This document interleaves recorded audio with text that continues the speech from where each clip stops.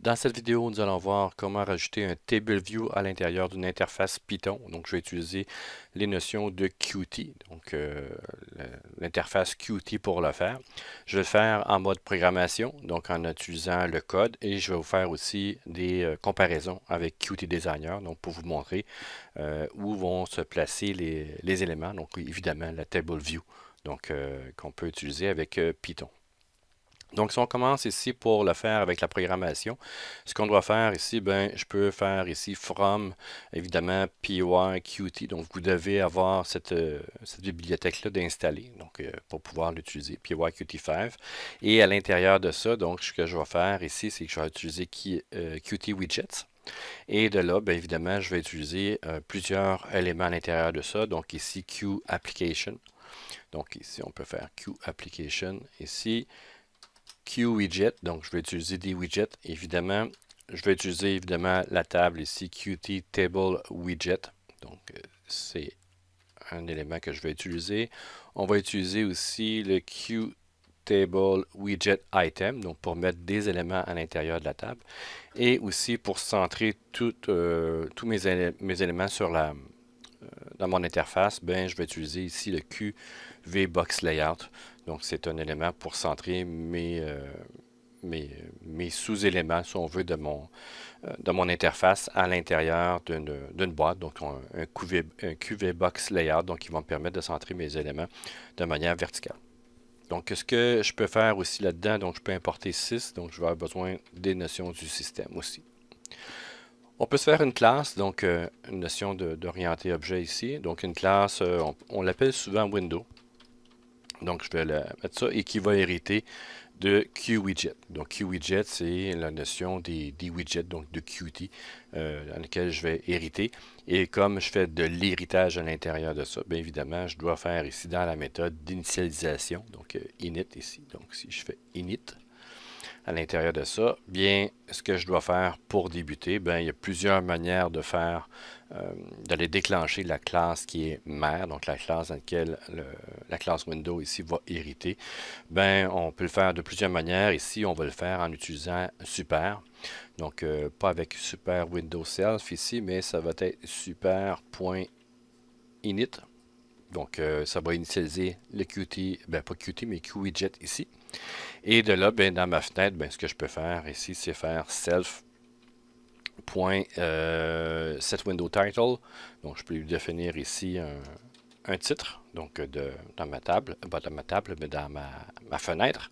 Donc, je vais marquer ici des mots, tiens, à l'intérieur de ça. Et je peux faire ici self. Je devrais avoir géométrie. Donc, géométrie pour lui dire c'est quoi les dimensions de ma fenêtre. Donc, par exemple, on peut utiliser des valeurs ici de 500, 400. Donc, c'est des coordonnées. 500 ici 300 pour pouvoir mettre une certaine dimension à la fenêtre. Et de là, ben, une fois que ça va être fait, je vais faire self.show. Donc, pour l'instant, il n'y a pas grand-chose là-dedans. Donc, c'est self.show. Donc, c'est juste fait l'interface graphique de la table. Et pour pouvoir débuter ça, ben, je dois évidemment utiliser la classe, donc l'instancier. Donc, on va le faire ici avec app est égal à QApplication. Donc, c'est là que je vais aller chercher mes éléments. S'il y a des arguments, donc 6 ici, .rgv, donc arguments qui sont là. Et je vais me faire un nouvel objet. Donc, je vais instancier la classe window avec, mettons ici, window. Et de là, ici, je vais pouvoir utiliser window. Donc, c'est vraiment la nouvelle classe que je vais utiliser. Et lorsque ça se termine, ben, j'utilise 6.exit. Et dans ce cas-là, ici, ben, je vais faire app.execute. Ici, donc, c'est la base ici. Donc, si je le fais rouler, ici, je devrais avoir une table to many arguments. Ici, on va aller voir qu'est-ce qu'il y en est pour ça. Ici, title. Il me dit window. Ça, c'est bon. Les lignes 12. Et je devrais avoir à la ligne 8. Donc, géométrie. C'est ça qu'il n'aime pas avoir. Donc, on va aller regarder qu'est-ce qui se passe. Et c'est pas de géométrie ici, il faut que je fasse 7 géométrie. Donc c'est ce qui manque ici dans mon élément. Voilà. Donc j'ai ma fenêtre qui apparaît avec démo. Donc rien de très très compliqué pour l'instant. Maintenant, ce que je peux me faire pour ma table view, ben, je peux me faire une fonction ou le mettre directement une à la suite de l'autre, les informations, mais c'est plus simple de diviser tout ça. Et ce que je peux faire ici, def, ça va dire, mettons, création ou ajout, tiens, ajout table view. Ça va être l'élément que je vais utiliser. Et là-dedans, évidemment, on va prendre le self, donc le fameux self de Python, donc pour pouvoir l'ajouter à l'instance. Et de là, ici, ben, je peux faire self.ajout table view que je vais rouler avant de faire un self.show. Autrement dit, il va initialiser son table view avec la donnée à l'intérieur. Ce que je dois faire pour débuter avec cette notion-là, donc je fais self point ici, table widget évidemment, donc table widget, il devrait être là, self.table, bon, c'est la notion du table widget, donc autrement dit, c'est pas la, je devrais pas l'avoir déjà d'inclus à l'intérieur de ça, parce que le self.table widget que je veux mettre, ben c'est ni plus ni moins qu'une variable, donc dans laquelle je vais mettre justement le QTable widget à l'intérieur. Donc, dans ce cas ici, table widget que je vais prendre ici va être égal à quoi? Ben, à du Q table widget. Donc, ça, c'est la chose. Une fois que ça c'est fait dans QTable widget, bien évidemment, ce que je vais définir déjà là, c'est le nombre de lignes et de colonnes que je vais utiliser. Donc, je le fais assez de base. Donc, autrement dit, là, je le fais assez contraint. Donc, autrement dit, je ne le fais pas qui évolue de manière par programmation. Donc, je le fais qu'il soit déjà défini au démarrage. Donc, on pourrait l'ajuster par après, mais c'est juste pour vous montrer une base ici de ce que je veux faire. Donc, dans ce cas-là ici, je vais faire self. Ici, table widget. Donc, c'est ce que je viens de faire ici comme variable. Et là-dedans, ici, ben, je peux faire set et vous avez set row et vous avez 7 colonnes count. Donc, si je fais 7 colonnes count, combien de colonnes que je vais avoir? Par exemple, je vais mettre 3 colonnes. Et si je fais self.tableWidget, encore une fois, .set row, bon, combien de lignes que je vais avoir? Par exemple, je vais en mettre 2 seulement ici. Ou tiens, 3 avec le titre. Donc, je vais mettre ici les informations de cette manière-là. Et de là, ben, je peux rajouter les informations à l'intérieur de la table. Donc, self, point, ici, table widget. Donc, ça va être pas mal tout le temps ça pour la suite. Point, et là, je peux mettre des set items. Donc, autrement dit, ici, je peux faire set item. Donc, c'est de mettre des items. Et comme j'ai, dans ce cas ici, 3 colonnes, et là, on ne voit pas 3 colonnes par 3 lignes, ben, je me trouve à avoir un grillage. Donc, un grillage qui va partir de 0, 0, aller jusqu'à 3, 3. Ben, 0, 0 jusqu'à 2, 2, finalement, le 0 étant inclus. Donc, dans le set item, qu'est-ce que je peux mettre ici là-dedans? Ben, je peux dire ici, dans la première ligne, première colonne, donc, qu'est-ce que je vais avoir ici à l'intérieur? Ben, je vais lui mettre ici un Q table widget item. Donc, il était déjà affiché. Et de là, ben, je pourrais dire dans cette table-là, je vais avoir le nom. Donc, ça va être la première chose. Je vais copier ceci pour rajouter l'information ici. Donc, je vais faire 0, 1. Et ce que je vais mettre ici, par exemple, donc, n'importe quoi. Donc, je pourrais mettre un paquet d'informations. Par exemple, si je veux faire avec la notion des planètes, bien, ça peut dire ici, par exemple, le rang des planètes. Donc, je vais avoir sûrement que les 3 premières planètes que je vais utiliser là-dedans. Donc, je pourrais en faire beaucoup plus. Et par la suite, donc, je pourrais mettre une autre information. Donc, ici, si je veux faire 3 colonnes, bien évidemment, ça va être 0, 2, donc pour la 3e colonne. Et là, je pourrais mettre, mettons, diamètre ou distance du soleil, ou je sais pas moi. Tiens, je vais mettre ici distance soleil. Donc, la distance soleil ici. Et par la suite, ben, ce que je vais ce que je vais rajouter, ben, c'est toutes mes autres informations. Donc ça, c'est pour faire l'entête de, de mon tableau. Donc si je le laisse comme ça ici, ben, pour l'instant, il n'y aura pas grand-chose. Je pense que même il va planter ici. Ouais, c'est ça, je n'ai pas rajouté. Donc il n'est pas encore rajouté à l'élément ici. Donc, ce que j'ai fait ici, si on regarde dans le Qt Designer, donc quand on va faire ici des notions de graphique avec Qt, ben on peut rajouter beaucoup de choses. Donc, on peut voir que j'ai Table View qui devrait être à quelque part ici, le Table View qui est là. Donc, soit que je le rajoute. Donc, si vous regardez ici, on peut voir que j'ai ici, si je zoome, un instant, je vais zoomer. Voilà. Donc ici, ce que j'ai, c'est bon, le central widget qui est là et on peut voir que j'ai un table view ici, puis le menu et status bar donc, sont déjà dans la barre, dans l'affichage. Donc, ce que je peux faire ici pour centrer mes éléments, bien, on peut utiliser des notions de vertical layout. Donc, si le vertical layout, si vous regardez, il se rajoute après le central widget, donc vertical layout qui est là. Donc, c'est un QVBox layout, donc je l'ai déjà importé. Et à partir de là, ben, si je mets par exemple des boutons, si vous regardez, ils vont prendre toute la dimension donc du QVBox Layout. Si j'en mets un autre, ben, ils vont se distribuer de manière égale, donc autant de fois que j'en veux, donc ils vont se mettre de manière égale ici. Donc évidemment, je peux changer certaines propriétés pour ça, donc il n'y a pas de problème, mais ça permet de centrer les informations. Donc moi, ce que je vais faire ici, c'est de me faire un QVBox Layout ici et je vais mettre à l'intérieur de ça donc le Table View donc pour qu'il soit centré. Donc c'est la manière que je veux faire. Donc il faut que je passe ici par, il va falloir que je passe par un Vertical Layout, donc qui est un QVBox Layout, c'est son nom, et je mets le Table View, donc le QTable View à l'intérieur.